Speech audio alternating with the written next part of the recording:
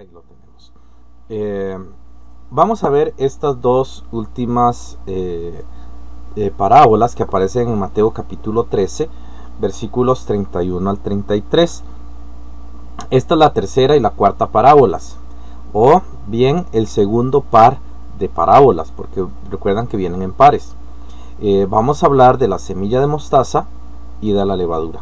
Eso aparece en Mateo capítulo 13, versículos 31 al 33. Una de las cosas que quiero aclarar es que la mostaza de la Biblia no es igual a la mostaza de nuestra región, de América. Es diferente. La mostaza en nuestras regiones son pequeñas plantas de máximo 1 metro de altura y bastante frágiles. En el caso de la mostaza de Palestina, puede llegar a medir hasta 4 metros de altura y es tan grande y tan fuerte el arbusto que puede sostener aves. Entonces es diferente. Muchas personas han dicho, pero es que la mostaza es muy débil, ¿cómo hay aves allí? Bueno, porque es otra especie, está hablando de otro tipo de mostaza. Más adelante probablemente las vamos a ver. Ahora, el tema tanto de la parábola del grano de mostaza como la parábola de la levadura tienen un tema en común. Este tema en común es el crecimiento del reino de Dios desde la fundación de la iglesia hasta la totalidad final de toda la era de la iglesia. Y nos va a hablar acerca de cómo va creciendo o cómo ha crecido el evangelio, cómo ha crecido la doctrina, cómo ha ido abarcando comunidades y también naciones e incluso continentes. Y vamos a ir mirando cómo Dios ha ido resaltando y ha ido levantando cada vez más y más el evangelio. Recordemos que la parábola de la mostaza tiene que ver con la palabra de Dios que va edificando el reino. Entonces es muy importante que tengamos eso presente, que lo tengamos claro, porque tiene que ver precisamente con esta habilidad o este principio divino acerca de lo que es el reino de Dios. Ahora quiero que observemos que lo que es la parte de la parábola de la semilla de mostaza es una de las características tanto en la semilla de mostaza como en la de la levadura, que es la única parábola en este Mateo 13 que no se le da explicación, mientras que las otras sí tienen. Estas dos no tienen una explicación por parte del Señor Jesús. Pero bueno, esto es una ilustración del crecimiento del reino de Dios en la era de la iglesia, en todo nuestro tiempo. Entonces la semilla de mostaza es una hermosa ilustración del crecimiento del reino de los cielos durante la dispensación de la gracia en medio de un mundo que es maligno y perverso. Es una ilustración del crecimiento de la familia de Dios y la fundación de las iglesias locales definidas y estables. También esta parábola, junto a la parábola de la levadura, nos enseñará cómo un elemento tan pequeño como lo es la palabra de Dios produce un árbol grande y atractivo como lo es el reino de Dios.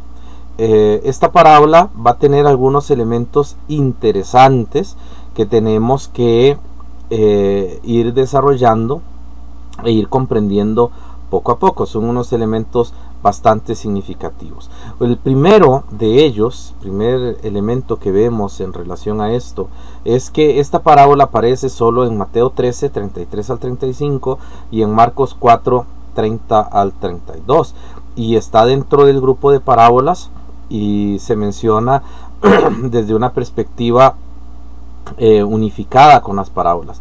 Sin embargo, en Lucas se menciona el elemento de la falsedad farisea, está dentro de ese concepto, en Lucas capítulo 13 versículos 18 al 19. Allí se va a mencionar acerca de la semilla de mostaza dentro de la falsedad de los fariseos o la hipocresía de los fariseos. Entonces, lo primero que vemos es que Mateo la presenta como una narrativa firme y en Marcos se presenta como una reflexión. Entonces es importante que veamos esa diferencia. Lo de Lucas calza más con Mateo y se va a mirar, calzan igual, pero tiene que ver precisamente con el crecimiento del reino de Dios y las sectas a su alrededor. En Mateo, el Evangelio lo presenta como una realidad innegable. El reino de los cielos es semejante a, esa es la frase que utiliza el Señor. Esto evidencia que los judíos captarían de manera inmediata el mensaje que Jesús quería dar y que podían comprender lo que Jesús quería decir, porque cuando utiliza la frase es semejante, eso es una palabra griega que significa volverse o ser hecho semejante a. Entonces lo que él está diciendo es: el reino de los cielos va a cambiar, y pareciera que lo que está Jesús hablando es que va a cambiar el trato de Dios con la humanidad, va a cambiar de alguna manera, y por eso está siendo transformado a otra semejanza, que en este caso se va a empezar a ver por medio de la iglesia local y ya no a través de un pueblo universal como es el caso de Israel. Entonces ya no sería un pueblo, y el reino de Dios no se manifestaría por medio de una nación, sino por medio de pequeñas iglesias que formarían una gran familia de Dios alrededor del mundo, sobre el cual se desarrollaría el reino de Dios. Y ese es el cambio que va a estar dando el reino de Dios. Es lo que quiere decirnos esta parábola. En el caso de Marcos, el autor trata de hacerlo más interactivo. Recordemos, Mateo va dirigido a judíos, y como va dirigido a judíos, entonces las frases cortas y pequeñas, esos movimientos lingüísticos, son entendidos por ellos porque es parte de su lenguaje. Pero en el caso de Marcos es diferente. Entonces se utiliza un sistema distinto, se busca la interacción del lector. Entonces Marco, como está narrando algo que él no vivió, recuerden que Marcos está escribiéndole a Romanos, es muy probable que él está solamente copiando o escribiendo lo que escuchó de los apóstoles. Y es muy interesante porque en Marcos comienza con preguntas reflexivas, buscando que el lector, la persona que está estudiando esa parte, pueda comprender un poquito mejor el concepto. Esto, por eso él viene y comienza con las frases, con preguntas como: ¿a qué haremos semejante el reino de Dios? O ¿con qué parábola le compararemos? Son las dos preguntas con las que comienza Marcos. ¿Por qué comienza a hacer eso? Porque él quiere dejar en claro, a diferencia de Mateo, no que el cambio es contrario y negativo, sino que el cambio es positivo. Porque mientras que en Mateo el cambio es que Israel pierde su capacidad de ser el pueblo de Dios que transmite la verdad, en Marcos es positivo porque el nuevo pueblo, que es la iglesia, las iglesias del Señor, los santos, la familia de Dios, va a transmitir ese mensaje ahora al mundo. Entonces es algo distinto. Son parábolas que nos van conduciendo a un entendimiento claro de que en esta era Dios está trabajando por medio de las iglesias y está trabajando por medio de los santos, y es por la manera en que Él está funcionando, está trabajando. Por eso es importante comprender estas dos parábolas. Ahora vamos a ver que en el caso de la semilla de mostaza vamos a tener algunos elementos bastante evidentes sobre lo que está sucediendo también a nuestro alrededor, lo que está sucediendo en nuestro entorno, ¿verdad? Entonces la parábola de la mostaza va a evidenciar nuestra vida cristiana actual. A diferencia de lo que comúnmente se podría indicar, realmente esta parábola está muy relacionada a la parábola del sembrador. Algunos creen que se refiere a un progreso positivo del evangelio, pero más bien, aunque sí es positivo, Jesús quiere resaltar algunos aspectos preocupantes acerca de lo que es este crecimiento, ¿verdad? A lo que es el crecimiento del evangelio, y unos aspectos que nosotros tenemos que tener en cuenta. Lo primero es que el reino de Dios, el mensaje del evangelio, comenzó de manera incipiente, muy pequeña y muy débil. ¿Por qué decimos eso? ¿Por qué el significado es incipiente, pequeño y débil? Porque estamos hablando que Jesucristo viene a este mundo, es un individuo que llega a tener una iglesia de más de 500 miembros. Sin embargo, a pesar de esa circunstancia, es un pueblo muy pequeño en relación a la humanidad, en relación a Israel, en relación a las naciones, en relación a la humanidad. Es un pueblo muy pequeño, es prácticamente insignificante. Por ejemplo, en nuestro país hay congregaciones de 500 personas y tal vez solo en el país se conocen, no se conocen fuera del país. No tienen influencia y nunca la van a tener. Hay muchos movimientos que han surgido en muchos países y ni cuenta nos damos de ellos. Entonces eso es algo incipiente, pero pareciera que así comenzó el reino de Dios, pareciera que así comenzó la obra de Jesucristo, solo Él. Y tras de eso, no como ahora, digamos, que venimos a predicar el Evangelio y hablar de Cristo Jesús, ya después de 2000 años de estar hablando de Él. Jesús viene a hablar de un Evangelio y de un reino que realmente no se conoce, es algo totalmente nuevo. Entonces, aparte de incipiente, pequeño y débil en apariencia humana, es un mensaje totalmente nuevo y pareciera que no va a resultar. Sin embargo, Jesucristo viene a hablar de la semilla de mostaza, porque la semilla de mostaza es muy pequeña, es muy pequeña, como lo vimos al inicio en la primera gráfica, es muy pequeña, parece muy similar a un granito de pimienta, ¿verdad? Es muy pequeño. Y dice que así comenzó el reino de Dios, algo muy pequeño. Pero Jesús viene diciendo que es como un grano de mostaza, que va a ser grande, se va a hacer un arbusto y las aves llegan a anidar en él. Ahora, esto es importante porque, hermanos, no absolutamente hablamos de una manera literal de una planta que crece y se hace grande, sino que hablamos de una manera muy proverbial, de una manera muy real. Jesucristo nuestro Señor nos viene hablando de la fe, y es una de las constancias de la vida cristiana, la fe. Sin fe es imposible agradar a Dios. Entonces la semilla de mostaza es comparada por Jesús por la fe. En Mateo capítulo 17 y el versículo 20 encontramos a nuestro Señor Jesús diciendo lo siguiente: porque los discípulos les estaban preguntando, el por qué ellos no pudieron sacar fuera un demonio. Entonces Jesucristo les explica y les dice: por vuestra poca fe, porque de cierto os digo que si tuvierais fe como un grano de mostaza, diréis a este monte: pásate de aquí a allá, y se pasará, y nada os será imposible. Ahora, ¿por qué Jesús dice poca fe y después habla de un grano de mostaza? Porque tener poca fe es que usted tiene confianza en su fe. Es que yo confié mucho. Ustedes han oído mucha gente que dice eso: yo confié tanto y no resultó, entonces yo por qué voy a volver a la iglesia, fue un engaño tanto que confié. Es que yo puse toda mi fe en Dios y Dios no respondió. Porque tiene poca fe, está pensando en su fe, o sea, él puso su fe, él confió en su fe, en su confianza, pero no confió en la persona en la cual estaba confiando.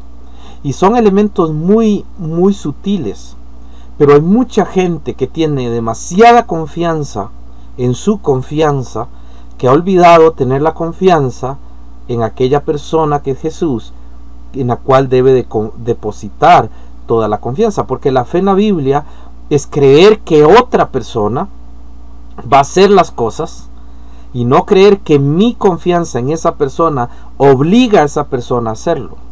Yo puedo tener mucha fe en un médico, pero eso no hace que el médico pueda sanar la enfermedad. Yo puedo tener mucha fe en una medicina, pero eso no hace que la medicina pueda curar la enfermedad. Hay un elemento esencial en cada uno de los principios que hacen que la fe sea realmente efectiva en la vida. Usted no puede, yo no puedo tener una fe creyendo que mi fe es suficiente. Jesús dijo, observe allí, está el pasaje allí en su pantalla, dice: si tuvierais fe como un grano de mostaza. Volvemos a hablar de una semilla. ¿Qué es lo que hace una semilla cuando usted la siembra al suelo? Cuando usted siembra en la tierra una semilla, la semilla tiene que reventar por el proceso de la humedad y por el proceso del mismo suelo y las sustancias que tiene y todos los elementos positivos que tiene la tierra. Esta semilla revienta.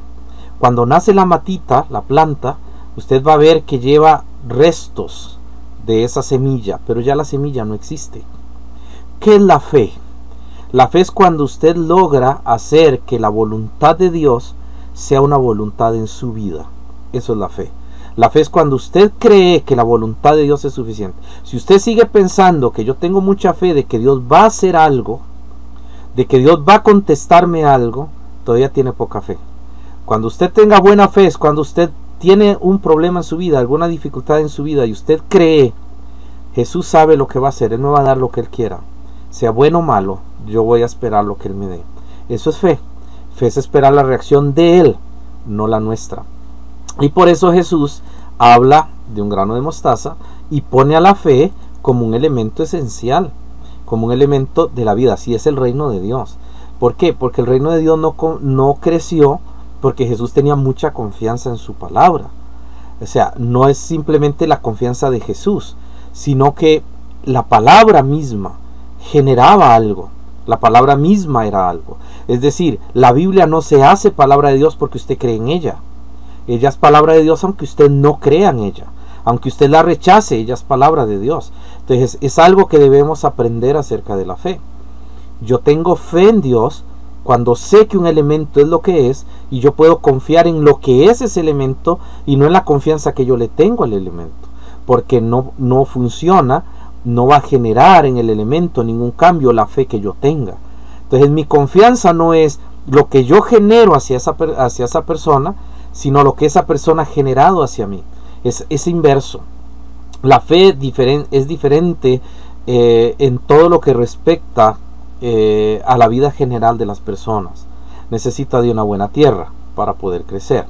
Dios hace crecer la semilla. 1 Corintios 3:6, Pablo dijo: yo sembré, Apolo regó, pero el crecimiento lo ha dado Dios. Porque así funciona el crecimiento de todas las cosas. Así funciona la fe.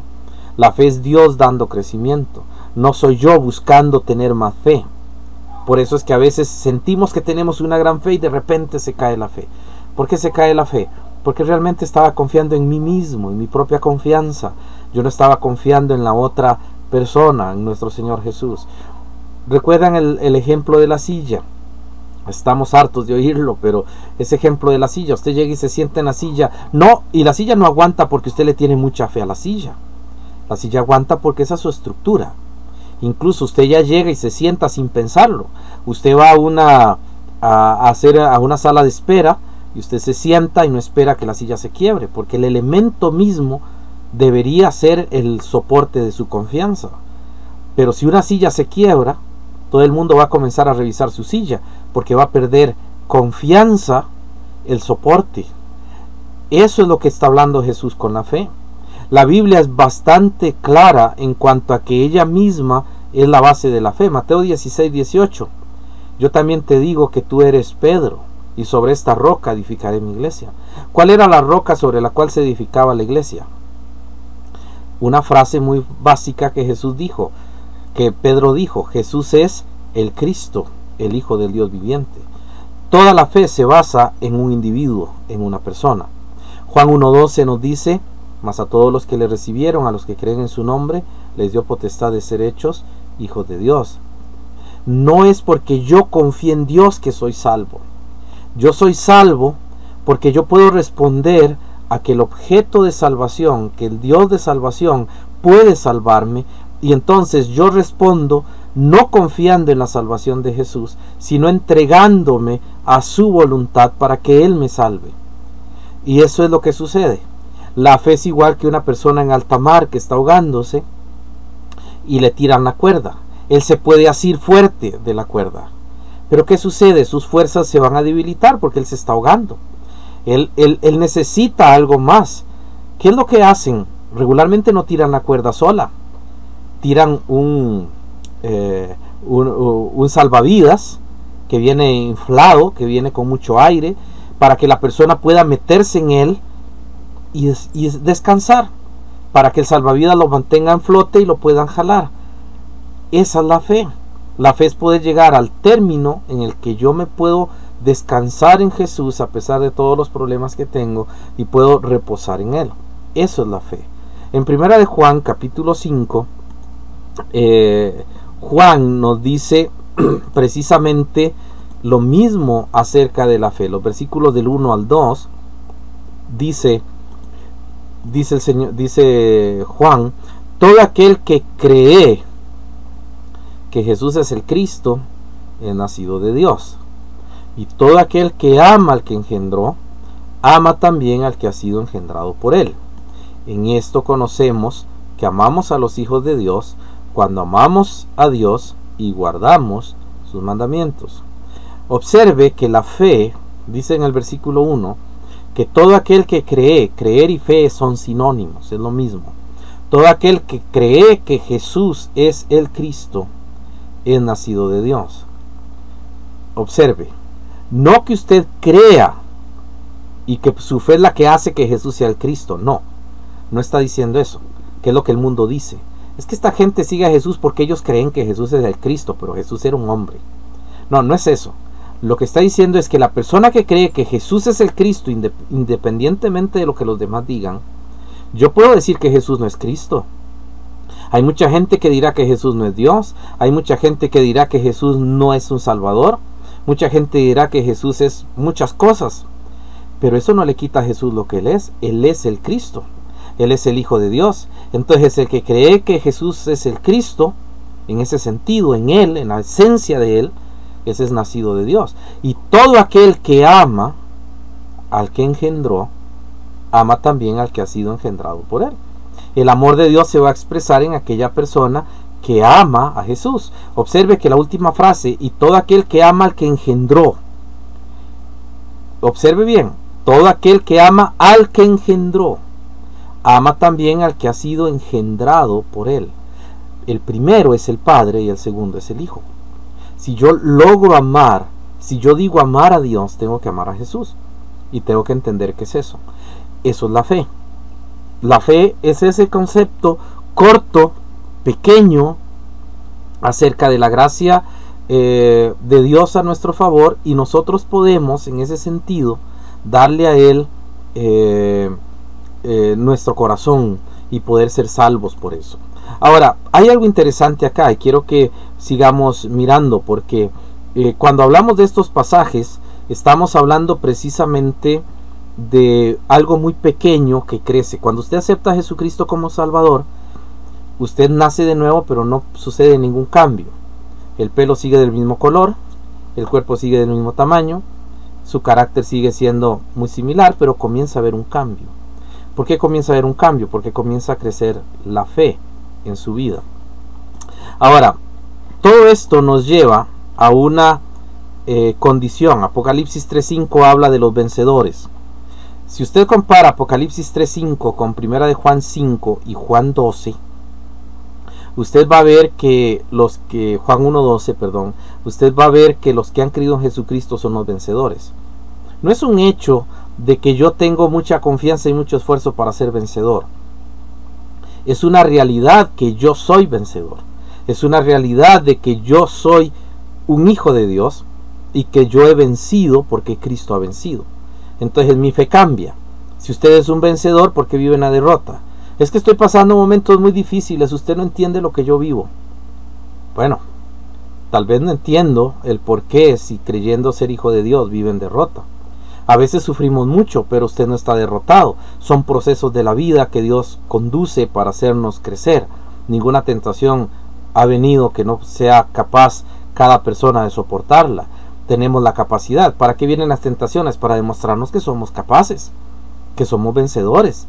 No para echarnos a llorar en un lado y ponernos a sufrir, sino mirar la perspectiva de la vida y poder salir. Ese es el propósito de la fe. Ese es el propósito de todo lo que es la tribulación y la angustia que estemos pasando. Pero esto que nos enseña de la parábola, que así comenzó el reino de Dios. El reino de Dios comenzó con luchas, con pruebas, con negatividades. ¿A cuántos creyentes no mataron? Pareciera que esto no iba a resultar. 2000 años después, el mundo entero está lleno de Jesús. Incluso en los países musulmanes, donde no hay Biblias, donde no se enseñan, los países comunistas, donde no se habla nada de eso, todo el mundo sabe quién es Jesús, y todo el mundo sabe lo que Cristo ha hecho en la cruz, y todo lo que enseñamos, y por eso muchos se oponen abiertamente, porque el Evangelio ha crecido, y ha crecido mucho. Y esto nos lleva a observar lo siguiente. Lo que usted ve allí en la pantalla, puede ver a ese señor de Arabia con una plantita. Esa planta es una planta de mostaza de las que Jesús hablaba. Eso es un árbol de mostaza. Dice Jesús que cuando crece es la mayor de las hortalizas. Físicamente la planta de mostaza palestina puede llegar a medir hasta 4 metros de altura. Pero Jesús no pone tanto el énfasis en el tamaño como en lo que sucede por su crecimiento. Observe que él dice que Jesús dice que es la más grande de las hortalizas. ¿Por qué dijo de las hortalizas y no de los árboles? Por una razón. Porque las hortalizas es lo que está cerca de casa. Las hortalizas es lo que está cerca de un hogar. Usted tiene una hortaliza en la parte de atrás de su casa o en el patio de la casa. Usted hace una pequeña hortaliza. Usted tiene una hortaliza. Está cerca de la casa. ¿Por qué Jesús mencionó a la mostaza y mencionó la hortaliza? Probablemente Jesús lo hizo porque él querría hablar de la relación que hay entre la palabra de Dios e Israel. Israel es como la casa grande de donde surge el Evangelio. La salvación es de los judíos, dice Juan capítulo 4. La salvación viene de ellos. Jesucristo es un judío. En Juan 4:22 nos lo dice, que la salvación viene de ellos. Entonces, esa hortaliza, el reino de Dios, todo lo que somos ahora, todo lo que tiene el Evangelio, todo lo que hemos alcanzado, ha surgido de un pueblo llamado Israel. Ahora, vea qué interesante. Observe qué interesante esto. Porque ¿cuál es la religión o las religiones que más atractivo tienen en la comunidad cristiana? Casi todas las que tienen algo relacionado a Israel. Por ejemplo, el adventismo. El adventismo es muy atractivo por su concepto de salud. Tienen un gran concepto de salud. Pero ¿sabía usted que el concepto de salud es judío? Todo el sistema de salud que tienen los sabatistas es un sistema de salud que viene de la religión judía, que viene del Antiguo Testamento. ¿Por qué es tan atractivo, por ejemplo, el mesianismo? Porque se habla del lenguaje de Israel. ¿Por qué es tan atractivo muchas cosas judías? Porque es de donde surgió el Evangelio. Por eso él habla de las hortalizas. Él habla precisamente de aquellas plantas que están cerca de una casa. A diferencia de otras religiones, el cristianismo inició como un pequeño puñado sin sentido en Israel, pero que actualmente es una de las religiones más grandes del mundo. Es de hecho de las 3 religiones más grandes, el cristianismo es una de las más grandes y tiene de muchísima gente en todo el mundo. El cristianismo ha llegado a ser enorme. Jesucristo sigue edificando su reino y sigue edificando una familia, y eso se está haciendo grandísimo. Costa Rica está lleno de cristianos, todos somos cristianos, cristianizados. Salvos es otra cosa, pero el cristianismo ha crecido mucho. Todo el mundo habla de Jesús, todo el mundo sabe quién es Jesús, quién es María, todo el mundo conoce a los apóstoles, todo el mundo sabe sobre lo que es la Biblia, y nadie va a rechazar el libro de Dios de por sí, solamente que tal vez no lo estudian o le tienen temor, pero respetan el libro de Dios porque saben lo que es.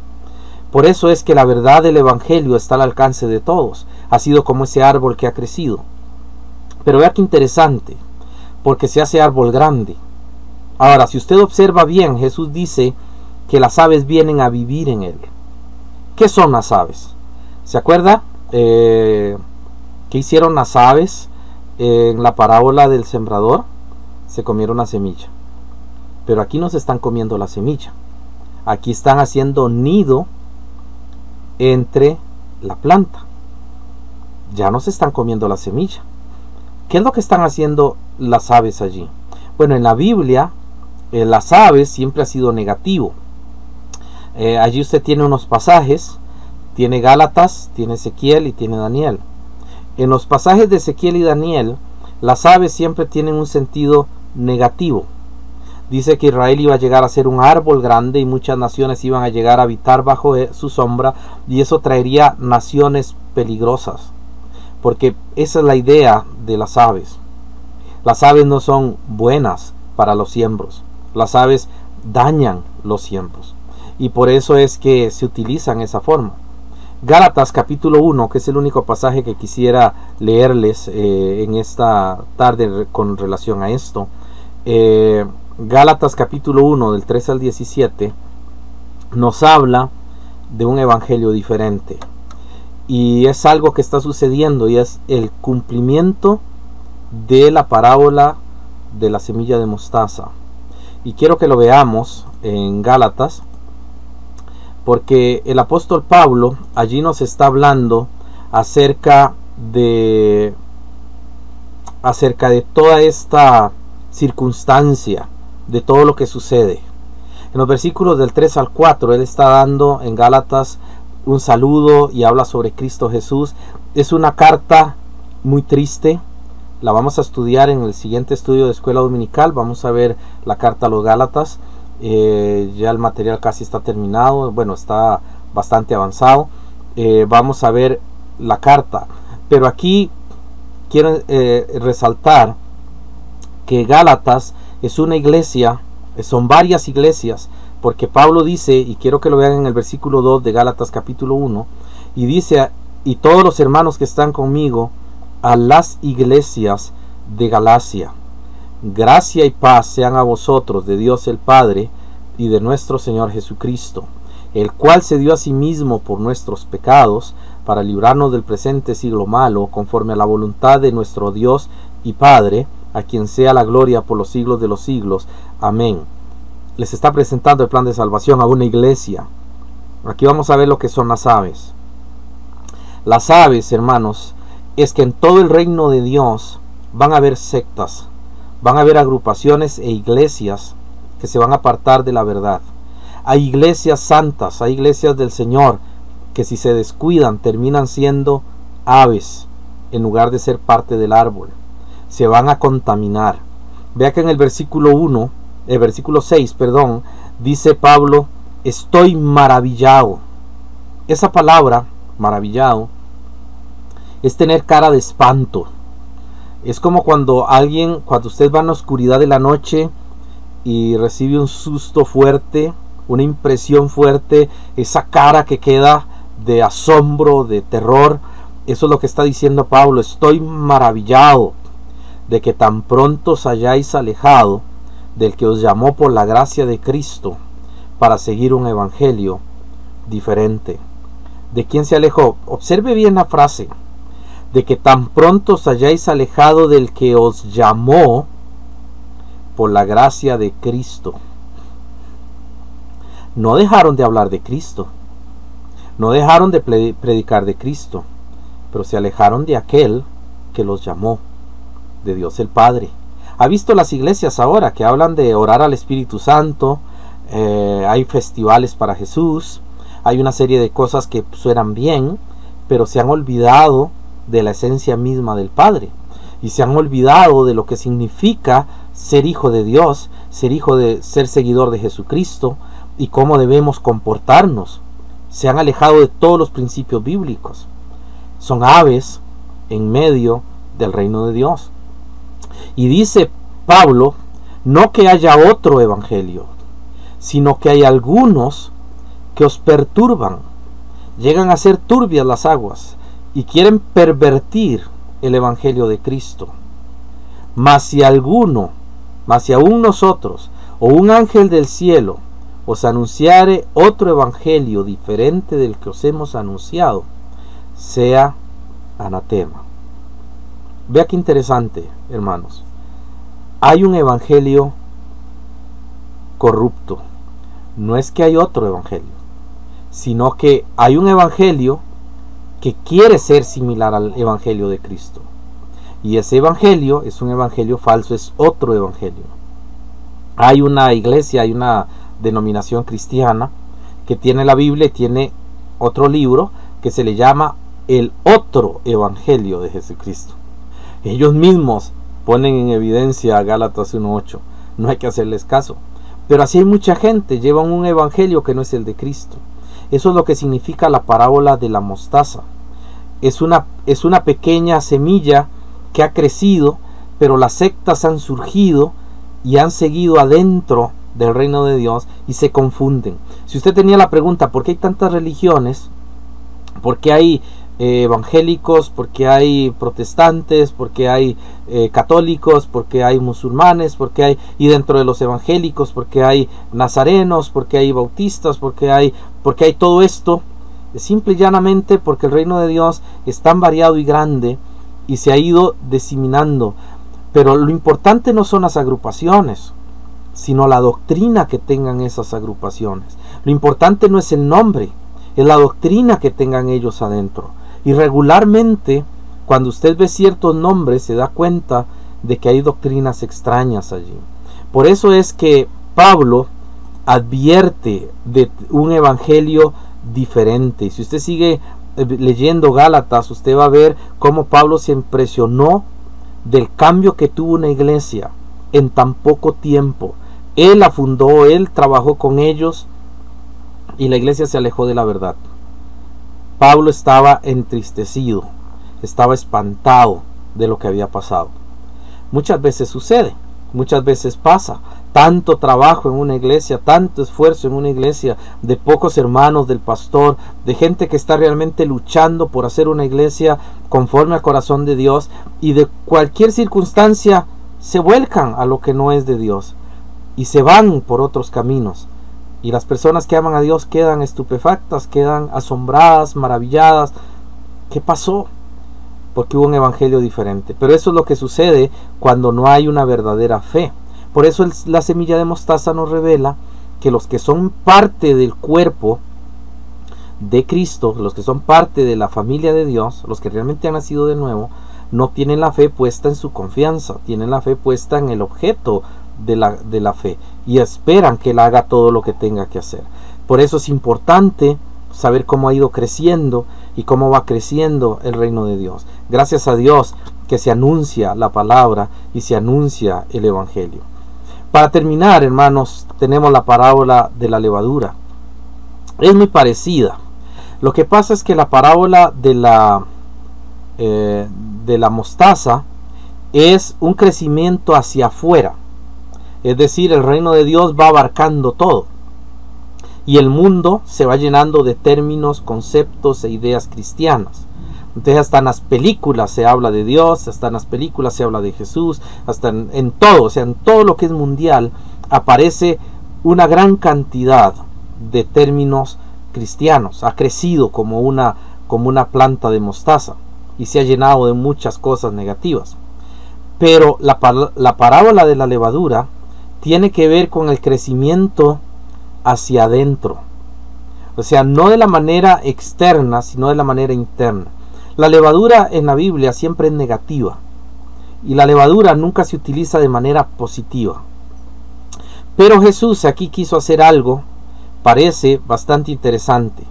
Porque Jesús quiso poner en perspectiva no a la levadura misma, sino al efecto de la leudación. Es decir, la levadura se mete en la masa y la masa crece, pero la masa queda leudada. Y los panes sin levadura, por ejemplo, son elementos de la Pascua judía y no se permitía la levadura de ninguna manera. La levadura es el concepto del pecado. Jesús dice que una mujer trajo un poco de levadura y lo introdujo en la masa. Y la masa se hizo grande, pero leudada. Entonces lo que está hablando es de un proceso interno que hace algo negativo, algo en contra. Observe que hay varios aspectos a tener en cuenta en cuanto a esto. Primero, la mujer no es la iglesia, no hablemos de eso, estamos hablando del evangelio. Lo segundo es que el efecto envolvente de la levadura es un tipo del evangelio que todo lo llena, pero que no va de la manera correcta, que algo está sucediendo que no va de la manera totalmente limpia. Entonces tenemos un montón de doctrinas y tenemos un montón de iglesias, pero hermanos, no tenemos, o sea, nosotros como iglesia, yo como pastor y cualquier otro ministro del evangelio no puede decir yo tengo la verdad absoluta, porque yo me equivoco, porque no va perfecto. Y lo que hacemos es acercarnos lo más posible a lo que Dios ha enseñado, pero nos vamos a equivocar. Y es lo que Jesús quiere decir. La levadura, el evangelio ha crecido. Nosotros tenemos mucho conocimiento de la palabra de Dios, pero no significa que no hayan errores de interpretación o que no hayan errores de concepto dentro de lo que estamos diciendo. Y por eso tenemos que tener muchísimo cuidado con lo que estamos hablando, con lo que estamos enseñando. No sea que estemos dando más levadura que masa y estemos haciendo algo incorrecto. Jesús quiere mostrar eso en esta parábola.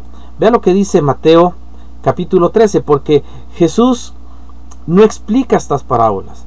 Y es una de las cosas tal vez más difíciles para entender, porque Jesús simplemente lo menciona, pero nunca lo explica. Vean el versículo 33 de Mateo 13.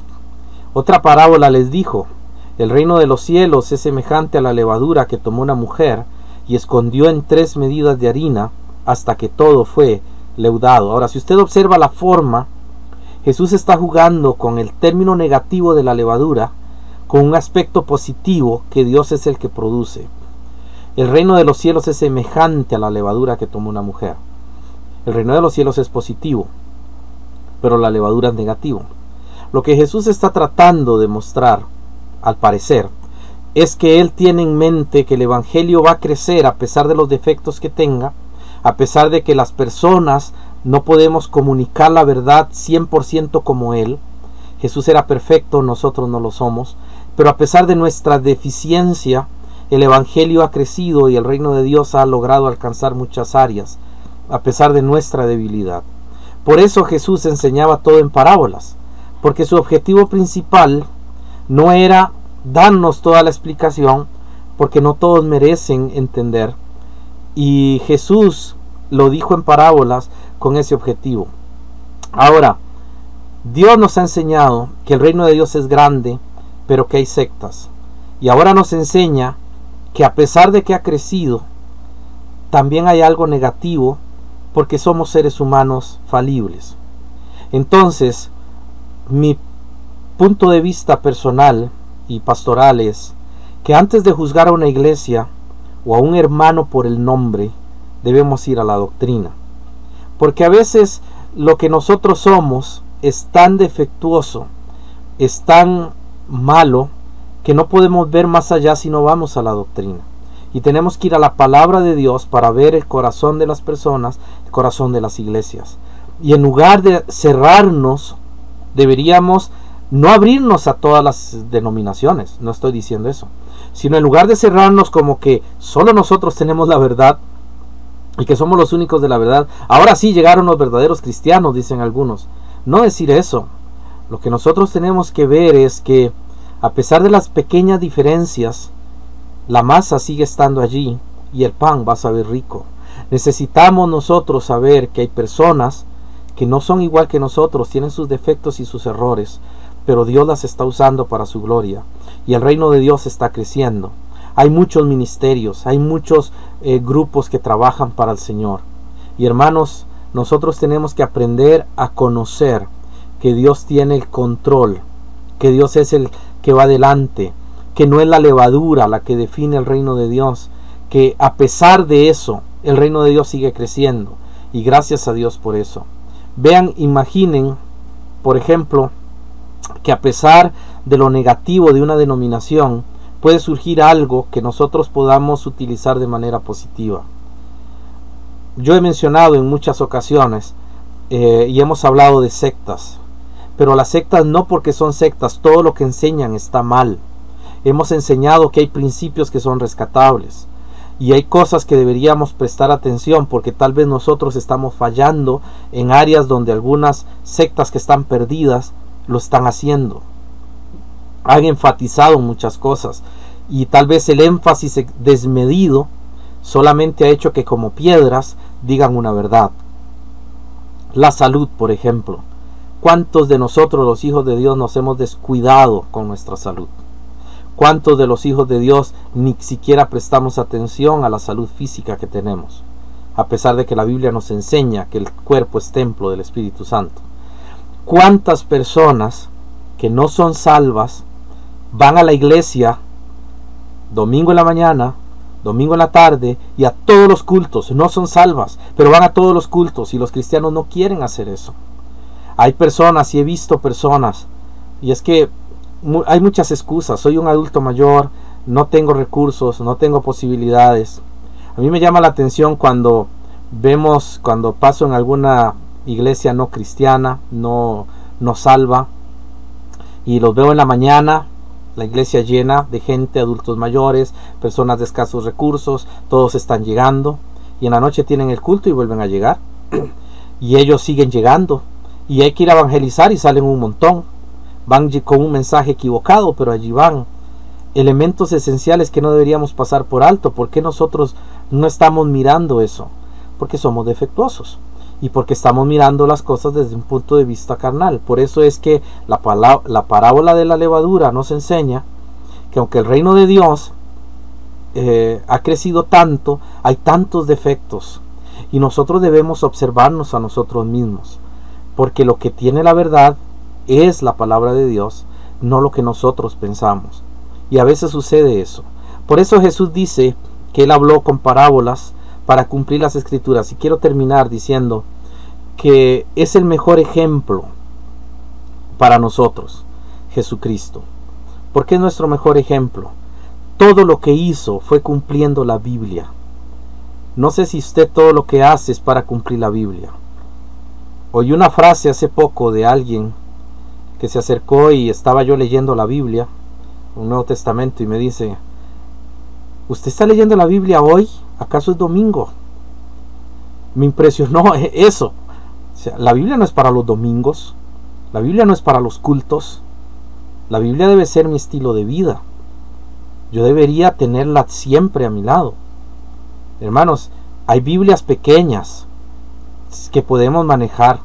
Si ya nos cuesta leer, tenemos que empezar a usar por lo menos los dispositivos digitales para algo bueno, y leamos la escritura allí. No nos dé pena leer la palabra de Dios, la necesitamos siempre. Jesús dijo que incluso habló en parábolas porque Él iba a cumplir la escritura. Dice que Jesús enseñó todo en parábolas para que se cumpliese la escritura. ¿Y cuál era la escritura? La que estaba en el Salmo 78:2. Abriré en parábolas mi boca. Es tan importante tener la palabra de Dios siempre presente. Antes de juzgar, nosotros debemos evaluar nuestro corazón. Quiero dar un consejo y quiero decirlo ya al final, y con esto termino. Las sectas, nosotros hablamos de ellas y vamos a tener estudios sobre las sectas y por qué son negativas, y si usted tiene preguntas puede hacerlas y podemos hablar de eso, pero no lo hacemos con el fin de ofenderlos, de tenerlos en poco o de considerar que son inferiores. Al contrario, saber que tienen errores es para orar por ellos y para tratar de alcanzarlos para Jesús, porque también nosotros tenemos errores. También nosotros necesitamos de un Salvador. También nosotros necesitamos de ser reformados, transformados cada día por medio de la palabra de Dios. Que estas parábolas nos enseñen a seguir el camino del Señor y a seguir viviendo la vida de Jesús. La otra semana vamos a empezar a hablar las parábolas proféticas. Vamos a hablar de Mateo capítulo 24 y 25. Y vamos a ver allí 3 parábolas que han sido muy mal interpretadas, y otras pequeñitas que Jesús utiliza por allí para que podamos mirar una interpretación correcta de cada una de ellas. Pero espero que estas de Mateo 13 hayan sido de bendición para usted y hayan sido de bendición para su vida y sean un aliciente para luchar y ser cada vez mejores. No se preocupe que hay tantas religiones. Jesús no quiere que usted se preocupe por eso. Preocúpese por su vida espiritual y por quién es usted. Así que en el nombre de Jesús, confíe y acérquese a Él para que Él sea quien transforme su vida. Vamos a orar. Gracias te damos, Señor, por todo este amor, toda esta misericordia, toda esta bondad. Gracias te damos porque eres bueno, fiel y maravilloso. Y te damos gracias porque nos enseñas a crecer. Ayúdanos a no ser orgullosos, a no creer que somos mejores que las personas que no te conocen. Somos igual de pecadores, solo que redimidos. Tú eres el mejor, no nosotros. Ayúdanos a mirar a estas personas necesitadas como cuando nosotros estuvimos sin ti. Y que podamos, Señor, llevarles el Evangelio y ellos puedan conocerte y puedan ser libres. Ayúdanos a no mirar nuestra fe, sino a mirarte a ti. En el nombre de Jesús. Amén.